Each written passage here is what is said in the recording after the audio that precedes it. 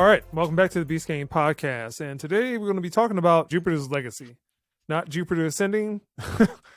Yeah, I stand by that movie. I liked it. All right, so this one is another superhero. It's more of a drama than anything else on Netflix. First season, I was like, all right, what's another superhero? It looks a little hokey. And then it went straight into CW territory after that. Yeah, but the synopsis is the first generation of superheroes has kept the world safe for nearly a century. Now their children must live up to their legacy in an epic drama that spans decades and navigates the dynamics of the family. So like I said, it kind of starts off with a action scene. Josh Duhamel plays a character named Utopian. He's the Superman analog, but this also centers around a group that like the Justice League, but it jumps back and forth through time, particularly with Josh Duhamel's character, where he was actually a human being. He's not just like some random person from a distant planet. That he was grown up in the 20s. His father had a steel mill, minor player in the steel industry during the time where it was like U.S. Steel, the major players. His father started doing some funny stuff with the money. And then Black Friday, the stock market crash in the 20s happens.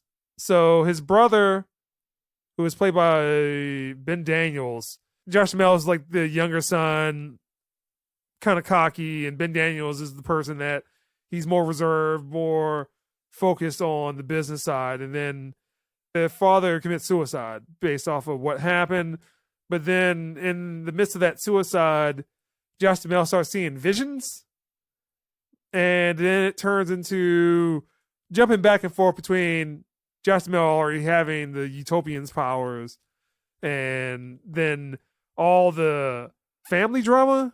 So again, it is more of a drama than it is superhero. So I would probably say there might have been 8 episodes. Yeah, so maybe every other episode might have had a superhero action scene. The focus definitely wasn't on the superhero. It peaked early with that fight, but yeah. So I'll start off. But what this kind of reminded me of was a more modern take on the Watchmen. That if you combine the Watchmen with the Charles Xavier Magneto arc, that's what this is. There's all these stories going back and forth. And the relationship between the characters, the relationship between what the characters used to be, and then also what will be the right way to handle things. I wouldn't agree about it being like the Watchmen. You're accurate in what your assessment of the whole thing. Think about it is that it's more like the whole Justice League arc and Superman and what were those old-fashioned heroes, classical heroes values and applied to today's modern world. And I mean, the Watchmen was kind of different. Didn't do that for the most part. The first generation who's all heroic and wonderful and stuff, but see the younger generation and they're a bunch of damn screw ups. What they did for me didn't really work that well. That's kind of why I'm like, I guess it's kind of like that. My thoughts on it is just that someone who read the comic books, it did touch on a lot of the things that the comic book touched on, but the comic book itself really wasn't that deep in the first place. So it's kind of a shadow. To say that this is based off a comic book. I think it's Mark Millar. The guy who did Kick-Ass does the same deconstruction of it. Worked better when it was showing the idea of these heroes and what they were doing. So Utopian and his team, they got these godlike powers. Their story is showing what happened in the 20s, went to get to their powers, how those superpowers got to the planet. And then you flash forward to modern day, and they're like 100 years later, you see what their kids are up to. You see the daughter's a hot mess. She's what? A strung out junkie. Yeah, she's a drug addict, Kardashian-esque. Yeah, the son who is not so much a screw-up as someone who is he's trying to live in the shadow of his father and unsure about what his role should be. Right. And then you got the guy's brother, the Utopian's brother, Brainwave, and he is questioning whether or not the path that they've taken, that this path of non-interference. Main things that for how they got their powers is that they can't necessarily be involved in politics. So they can't directly intervene. They can stop crimes, but they can't just say, here's your set of laws and The governments are the ones who are elected by the people, so it's not like they can't. It's just that their code, and it's Utopian's code and that the says, other part of the code is do not kill. right, his son kills a villain. He Look does like an atomic Apocalypse. drop on the dude. He punches his face in. Like Just Darkseid and drop- Apocalypse together. Exactly. They basically punch the dude's face in, killing him. And big thing, he's broken the code. There's a lot of tension around the group around that. They're trying to discover what's going on and where did this threat come from. The daughter is going through her thing, lost in her way, on drugs, messing around with folks, acting a damn fool. The other younger heroes trying to live up to the ideal, but they're getting killed. So they're wondering whether or not they should start taking out. So the big crux of this is that Utopian's set of rules is we don't intervene in politics or government level stuff, and we don't kill. But then you have all these super criminals, villains, killing the Justice League. So what do? You just keep going about, we don't kill, we don't do anything, we just send them back to jail, let them break out and knock us off one by one? Or do we end the problem there? So that's the big question the show tries to ask, but for me, I just didn't need 8 episodes of that. Mainly with the back and forth, jumping between the 20s and the current day, 20 stuff could have been wrapped up a lot earlier. Or it could have just been 6 episodes. Yeah, I didn't need to draw it out that far. I think benefiting from like maybe 4 to 6 episodes would have helped this. Or kept it to just flashbacks. I know some people don't like flashbacks, but Well, I mean, the show is pretty much a flashback.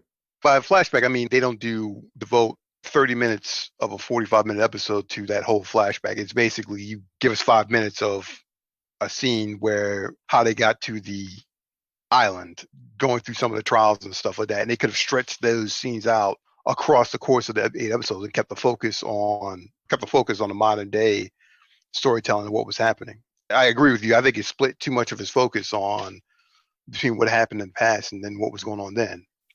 And then all the stuff that's current day is everybody screwed up or everyone right some type of issue. The Utopian and his wife, who also has superpowers, and then their children, the children of the people that were also in the original Justice League are basically just partying, drinking. One guy sleeps with Utopian's daughter so he can try to get into the league. Oh yeah. Yeah. So what is that team name called? Like now I'm curious. Like what the heck were they called? Yeah, they're called the Union. The whole thing basically leads to a Charles Xavier Magneto type of fallout, but it's being drawn out into another season. That's really what it is. It's just 2 different views on the same thing. Right. One person has the righteous view, another person has the alternative view. And that's the whole entire series of 8 episodes. And then all the stuff going on with the children is about the children. Should they be out there handling the criminals the easy way or the hard way? Point, and I kind of know where your score is leading to. Like, I'll say this: the comic book is not that much better. I can't imagine it being that, just because if you had the person that developed the comic book also involved in movies, he has done other movies, and also this is his property and he's bringing it to Netflix. But for me, it's like once it started hitting all the family stuff, that's when I was just like, ew. That's where the differences lie. I think the biggest problem that I have with this is that back when this thing came out, back in 2013, reading this, you were like, oh, snap. So it hasn't gotten to the major arc's twist, like the big shock moment of the arc. Now, I'm assuming that's going to happen next season. Spent way too much time with the stuff that went on in the 20s. I think that should have been cut out of that. I think that there's unfortunately too little too late, this type of show. Like, we've seen The Boys, and then we just saw Invincible. Like, the shock value is done. Jupiter's Legacy was shocking in what happened. Like, you saw some stuff like superheroes doing some outlandish stuff, kick-ass level of type of thing. Someone doing another movie, you had another character like Hit Girl, trash-talking 10-year-old running around cutting people in half and stuff. The shock value is over with. So with The Boys on Amazon and Invincible on Amazon again, Zack Snyder's Justice League, seeing something like this pop up, you're kind of like, even seeing some of the stuff on the CW, like effects and the level of action on it is below what you saw on the CW on TV shows. And nowadays. Josh Duhamel doesn't look right in that suit. Put in the work and the effort for it and stuff. And honestly, he's got the stature for it, but it looks like a broke Thor wearing the Homelander's costume. yeah, pretty much. It didn't come off as very grandiose. And in fact, like they shouldn't even padded him up that much. Like know that he's strong because he's the Utopian. Mm-hmm. So unfortunately, just not enough. If this had come out before The Boys, I think we'd be looking at it a little bit differently. I don't know. Giving a different shake on it. The problem with this, like I said, it just wasn't enough, and there wasn't enough focus on what their storyline was going to be. Are we supposed to be invested in the mystery of their powers? Are we supposed to be invested in this discussing the code? They didn't do any world building. And then that's the thing with Mark Millar's comic books. He doesn't do any world building. You basically fill in the blanks yourself. You've got to do something to give the audience something to gravitate to or hold on to. So if they'd have made it, the kids are all fuck ups, being ridiculous. So many areas where they didn't flesh anything out. At some point, it's all got to come together, and it didn't really come together. I guess what score would you give this? I won't be watching again, so that drops it below a 6. If the action scenes had been good, I would have given it more, but the action scenes aren't that good. So I'm gonna give this like a 4. Yeah, what little action scenes there are, first of all. The ones that were in there, they weren't shit. And I'm disappointed because Stephen DeKnight did this. He did Spartacus. Yeah. So he knows and he had zero budget. He knows better. He had zero budget for Spartacus, and he came up with greatness.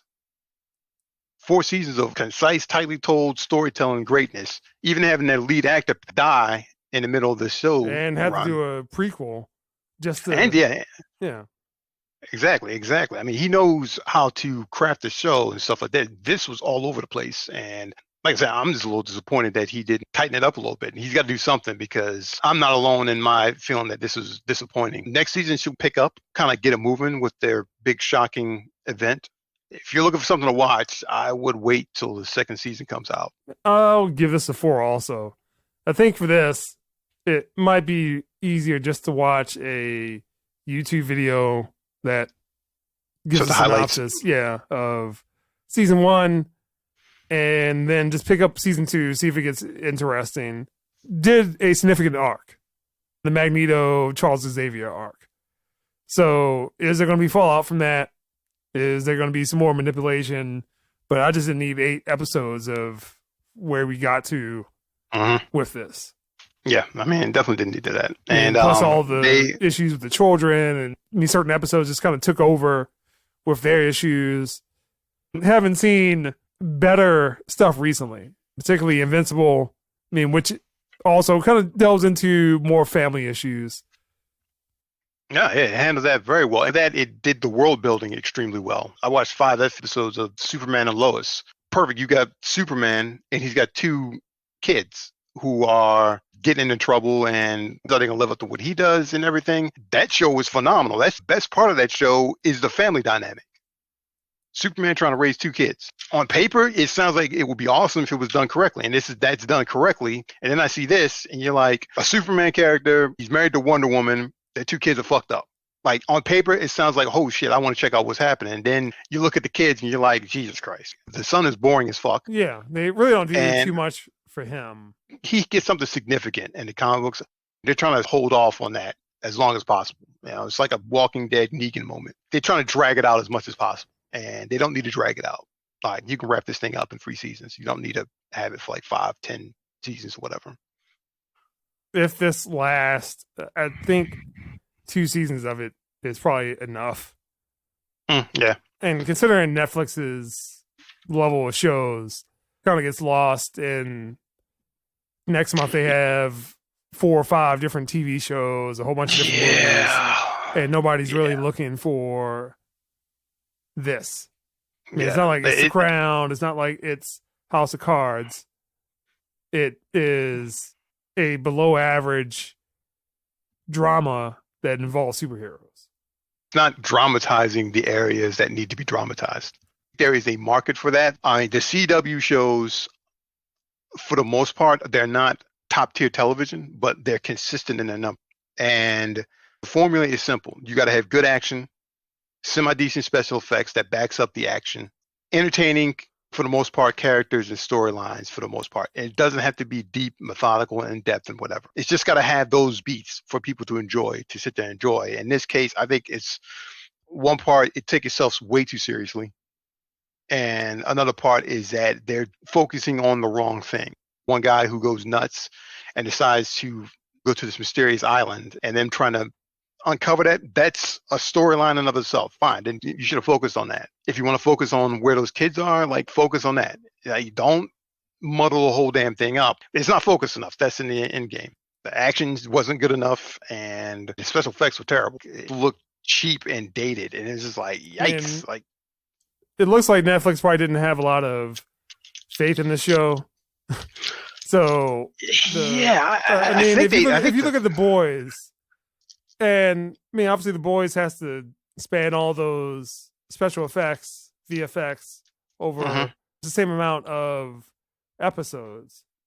Yeah, 8 episodes. You can tell Amazon decided to put money into it. You probably had like 2 major action sequences. Yeah, in this whole it was season. the one with the, I forgot what the guy's name was. Black Star. Yeah, when they fought the Black Star guy. Yeah.